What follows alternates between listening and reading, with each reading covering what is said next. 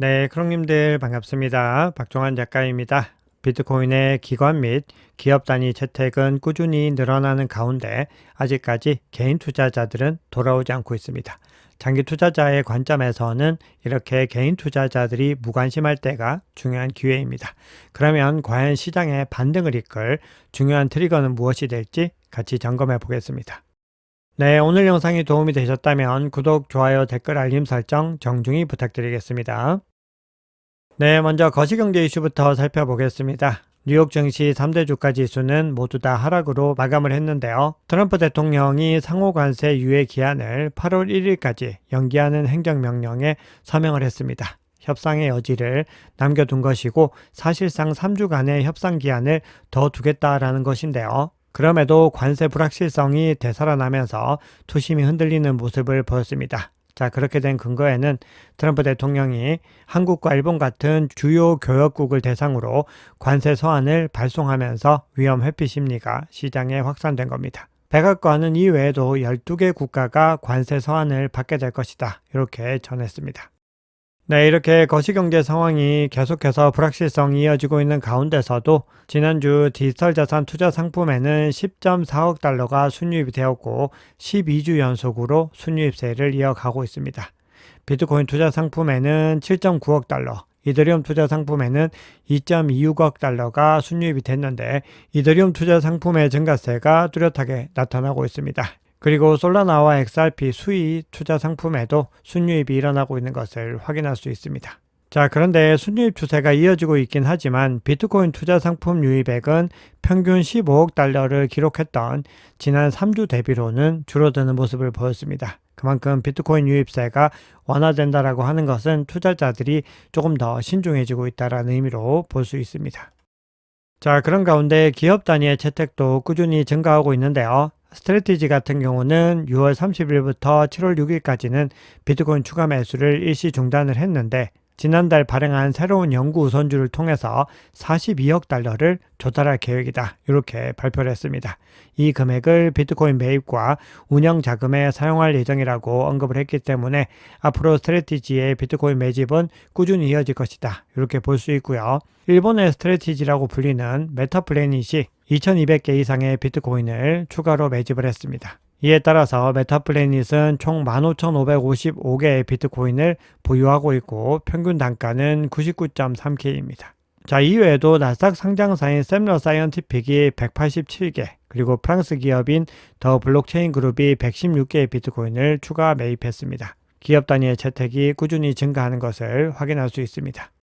자, 그럼 이렇게 큰 규모의 주체들이 꾸준히 매집을 이어가고 있는데도 비트코인 가격이 속 시원하게 오르지 못하는 이유는 전반적인 거래량 자체는 계속해서 하락 추세를 보이고 있기 때문입니다. 현재 비트코인 가격이 108K 이상 그리고 110K 근방에 위치하고 있지만 거래량은 꾸준히 감소하는 움직임을 이어가고 있습니다. 글래스노드 데이터에 따르면은 최근에 비트코인 현물 거래량은 50.2억 달러이고 선물 거래량은 312억 달러로 1년 만에 최소 수준을 보이고 있습니다. 거기다가 이 거래량의 감소 흐름은 지금도 계속해서 진행형입니다. 그리고 비트코인 옵션 시장에서도 둔화세가 확연하게 나타나고 있는데요. 1주에서 6개월 대부분 만기물에 걸쳐서 역대 최저 수준의 내재 변동성을 기록 중이고 2023년 중반 이후로는 가장 낮은 수준을 보이고 있습니다. 이때 요이죠. 그리고 이렇게 거래량을 계속해서 감소시키는 가장 중요한 요인은 바로 리테일 인베스터, 개인 투자자들로 볼 수 있습니다. 개인 수요가 40일 넘게 마이너스를 이어가고 있습니다. 그리고 약간씩 고개를 들고 있지만 명확한 추세 반전은 나타나지 않고 있습니다. 추세 반전이 나타나기 위해서는 적어도 양수 영역으로 전환을 해야 되는데 아직까지도 그 구간까지는 거리가 있다라는 거죠. 자, 현재 기관 투자자와 기업 투자자들을 중심으로 해서 견고한 기반들이 형성이 되고 있습니다. 상승을 위한 포석들이 쌓이고 있는데 이런 가운데 개인 투자자들까지 유입이 됐을 때는 견고한 기반 위에서 상승 랠리가 형성될 가능성이 있습니다. 그럼에도 비트코인은 계속해서 상승 추세를 유지하고 있습니다. 비트코인 온체인 지표 중에서 가장 중요한 지표이고 비트코인 가격이 과대평가되었는지 과소평가되었는지를 평가하는 데 활용하는 MVRV 비율이 현재 365일 이동평균선 상단에 위치하고 있습니다. 현재 2.23인데 365일 단순이동 평균은 2.15에 위치를 하고 있습니다. 역사적으로 MVRV가 365일 이동 평균선 위에 머무를 때가 상승 추세가 지속되는 것으로 봅니다. 자, 그리고 선물 지표에서도 강세 패턴이 유지가 되고 있는데요. 주요 거래소의 30일 100분위수 펀딩 레이트를 한번 살펴봤을 때 현재 50%를 조금 상회하고 있는 것을 볼 수 있습니다. 그리고 이 지표가 녹색 원으로 표시된 이 구간에 위치했을 때가 국지적으로 비트코인 가격의 저점과 겹쳤는데요. 이 구간을 찍고 나서는 다시 반등하는 흐름들을 이어갔습니다. 보시면 이 흐름들 확인할 수가 있죠. 그래서 현재 시점에서는 바닥을 찍고 반등하는 흐름들을 이어갈 가능성이 있고요. 특히 작년 두 번의 고점을 찍었던 구간 한번 살펴보시면은 이 수치가 80을 월등하게 상회하는 것을 볼 수 있는데 현재는 54.8%이기 때문에 정점과는 거리가 있는 것까지 확인할 수 있습니다. 자, 그리고 7월에 큰 것이 온다. 이런 전망들도 시장에서 계속해서 등장하고 있는데요. 그 큰 것이 무엇이 될까? 여기에 대해서는 다음 주에 예정되어 있는 크립토 위크가 되지 않을까? 이런 전망들이 나오고 있습니다. 크립토 위크 구간에 스테이블 코인 법안과 더불어서 시장 구조적인 법안, 그리고 CBDC 금지 법안 등 중요한 법안들이 통과될 수 있다. 이렇게 시장에서는 보고 있는 겁니다. 네, 다음으로는 패턴상 시장의 반등을 이끌 수 있는 중요한 어떤 흐름들을 한번 살펴볼 텐데요. 두 가지 지표를 한번 보겠습니다. 첫 번째는 채굴주입니다. 암호화폐 채굴주가 다시 급등하는 움직임을 보이고 있는데요. 비트코인 가격과 채굴주의 가격은 상관관계가 높고 채굴주는 일반적으로 비트코인에 선행하는 움직임을 보입니다. 자, 그리고 현재는 채굴주가 크게 올라가면서 상관관계가 낮아진 움직임을 보이는데요. 이런 패턴들이 역사적으로 비트코인의 추세 반전을 알리는 신호로서 작용을 했습니다. 그만큼 채굴주가 올라가고 있다라고 하는 것은 비트코인에 선행하는 움직임이고 앞으로 비트코인 가격에도 큰 변동성이 나타날 수 있다라는 선행지표라는 의미입니다. 자, 다음으로는 미국 경제정책 불확실성 지수를 볼 수 있는데요. 이 지수가 하락하는 움직임을 보이고 있습니다. 이 지표가 상승한다라고 하는 것은 정책 불확실성이 높아지는 것이기 때문에 위험 자산으로 분류되는 자산들은 가격 조정을 받았습니다. 그리고 바닥 구간들을 찍었던 경우들이 많이 있었죠. 그런데 이 지수가 다시 하락한다라고 하는 것은 시장의 신뢰와 안정성이 높아지고 있다는 의미이고 결국은 암호화폐나 주식에는 좋은 소식으로 볼 수가 있습니다. 불확실성이 더 낮아질수록 시장은 더 강세를 보일 가능성이 높아집니다. 네, 그러면 시장의 중요한 이슈들 한번 살펴보겠습니다. 코인텔레그래프가 애널리스트 테드의 의견을 참고해서 비트코인이 12만 달러를 돌파할 것이라는 기대감이 커지고 있다. 이런 분석 기사를 내보냈습니다. 그 첫 번째 근거로는 비트코인이 글로벌 통화 공급량 대비 저평가되어 있다. 즉 자주 언급드렸던 글로벌 M2 통화 대비로 저평가되어 있기 때문입니다. 비트코인과 글로벌 유동성 사이에는 80%가 넘는 상관관계가 있고 비트코인이 M2 통화 대비로 약 60일 정도 후행하는 경향이 있기 때문에 M2 통화가 상승한 만큼 비트코인도 이 흐름을 따라갈 수 있다. 이렇게 주장을 하고 있는 겁니다. 그리고 지난 주말에 파생상품 거래소인 데리비트에서 풋옵션 수요가 일시적으로 급등해서 풋콜 비율이 1년 만에 최고치를 기록했지만 이후 0.8 수준으로 다시 하락하면서 콜옵션이 우위에 있다. 이렇게 얘기를 합니다. 그만큼 상승 베팅이 다시 늘어나고 있다는 의미죠. 그리고 선물 프리미엄도 주말 한때 3.5%까지 하락했다가 다시 5% 이상 회복을 하면서 전반적인 투자 심리가 개선되고 있다라고 부연 설명을 했습니다. 자, 그리고 비트코인 거래가 공격적인 매수를 이어가고 있는데요. 비트코인이 사상 최고가 근처임에도 불구하고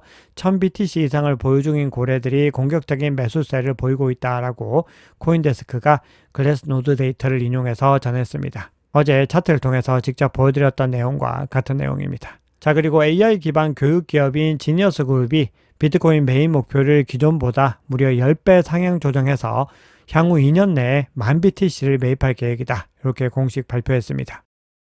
네, 다음 주가 미국에서 크립토 위크, 즉 암호화폐 주간이 된다라고 말씀을 드렸는데요. 아울러서 함께 중요한 부분은 트럼프 대통령의 디지털 자산 실무그룹이 22일까지 암호화폐 정책에 대한 첫 보고서를 발표할 예정이라고 합니다. 이를 위해서 미국의 재무부, 상무부, SEC, CFTC까지 모든 관련 기관들이 협력을 했습니다. 보고서에는 암호화폐 규제 및 입법 제한이 포함될 것으로 예상이 되고 있는데 아직까지는 구체적인 내용은 밝혀지지 않았습니다. 이 내용이 어느 정도 범위로 들어가느냐에 따라서도 암호화폐 시장에 큰 변동성을 가지고 올 수 있습니다. 그래서 전체적으로 다음 주는 굉장히 중요한 한 주가 될 것이다. 이렇게 볼 수 있습니다. 일각에서는 납세자 부담 없는 비트코인 전략 비축안 추진과 암호화폐 기업들의 연준 서비스 접근 권한 보장 같은 내용이 포함될 수 있다. 이런 추측까지 제기가 되고 있습니다. 네, 그런 가운데 SEC가 트럼프 일가가 운영하는 트루소셜이 신청한 비트코인과 이더리움 현물 ETF를 공식적으로 접수했습니다. 네, CVD 지표 한번 살펴보겠습니다. 110K 매도벽이 다시 두터워지고 있습니다. 가격이 일시적으로 조정을 받으면서 굉장히 두터운 수준까지 올라가고 있고요. 그 상단으로도 빼곡하게 112K까지 매도벽이 형성이 되어 있습니다. 즉 정고점을 돌파하지 않도록 하겠다라는 매도세들의 의지를 볼 수가 있고요. 전체적으로 고래들의 움직임 한번 살펴보시면은 갈색은 계속해서 매집의 움직임을 보이다가 일정 부분 매도를 했지만 전체적으로는 관망에 가까운 움직임을 보이고 있는데요. 나머지 주체들은 대부분 물량을 던져내면서 매도세가 매수세보다 우위에 있습니다. 그리고 매도세가 급격하게 나오는 것을 확인할 수 있습니다. 바이낸스 CBD 살펴봤다면은 이번에는 코인베이스 프리미엄 지표 한번 살펴볼 텐데요. 계속해서 하락 추세를 보이다가 일시적으로 음수 영역으로 진입을 했다가 바로 반등에 성공하는 모습을 보이고 있습니다. 미국 기관발 수요는 여전히 유지되고 있는 것을 확인할 수 있습니다. 자, 그러면 비트코인 차트 한번 보겠습니다. 현재 비트코인 가격은 108K를 중심으로 움직이고 있습니다. 하락 추세선 상단에 머물면서 치열하게 테스트를 이어가고 있습니다. RSI 같은 경우는 일시적으로 이평선을 하방 이탈하면서 추세가 약화되는 국면들을 보이고 있는데요. 상승 추세를 유지하기 위해서는 이 추세선을 지켜내는 것과 일시적으로 이탈하더라도 22평선 상단을 지켜내는 것이 가장 중요합니다. 현재 비트코인은 좁은 변동폭을 보이고 있는데요. 서서히 변동성의 시간이 다가오고 있습니다. 방향성은 차트 분석만으로는 명확하지 않지만 올해 1월부터 형성된 역헤드 숄더 패턴의 넥라인까지 상승할 가능성이 열려있고 넥라인을 상방 돌파하고 올라갔을 경우에는 본격적인 랠리가 이어질 가능성이 있습니다. 현재 숏포지션은 110K에 뚜렷하게 밀집이 되어 있습니다. 비트코인 가격이 좁은 변동폭을 보이고 있지만 중요한 호재와 더불어서 이 구간을 청산하게 됐을 때는 빠르게 반등할 수 있습니다. 네, 현재 가격 하방으로 가장 두터운 매물대가 여전히 형성이 되어 있습니다. 104.8에서 108K에 밀집이 되어 있고 106.5K에 가장 많이 밀집이 되어 있는 것을 볼 수 있습니다. 네, 현재 시장의 불확실성은 여전히 높고 다양한 거시경제 변수가 포착이 되고 있습니다. 자, 그런 가운데 온체인에서도 의미심장한 움직임이 나타났었죠. 주말 동안에 86억 달러 규모의 비트코인이 14년 만에 이동을 하면서 큰 주목을 받기도 했는데요. 시장이 좋을 때는 이런 물량 이동들이 잘 소화가 될 수 있고 긍정적으로 해석을 하게 되지만 시장이 약세 국면일 때 이러한 이벤트들이 등장하게 되면은 단기적인 하방 변동성을 불러올 수 있습니다. 하지만 아직까지는 거래소를 통해서 매도한 정황들은 포착이 되지 않고 있습니다. 현재 하반기 시장의 강세 전망은 여전히 유지가 되고 있고 이런 가운데서 하방 변동성은 기회라는 사실을 기억하고 계셔야 됩니다. 앞서 언급드렸지만 개인 투자자들이 관심 없는 동안 대규모 주체들은 꾸준히 그리고 조용히 매집을 이어가고 있습니다. 이는 대반등을 조용히 준비하고 있다는 의미이기 때문에 저와 크롱님들 같은 장기 투자자들의 관점에서는 중요한 기회입니다. 그리고 이런 흐름들은 구조적인 상승 기반을 만드는 과정이기도 하기 때문에요. 현재 시장이 다소 지지부진한 움직임을 이어가고 있지만 이런 구간들이 중요한 기회다라는 것을 다시 한번 인지하시면 좋겠습니다. 네, 오늘 준비한 얘기는 여기까지입니다. 여러분 오늘 영상이 도움이 되셨다면 구독, 좋아요, 댓글, 알림 설정 정중히 부탁드리겠습니다. 지금까지 박 작가였습니다. 감사합니다.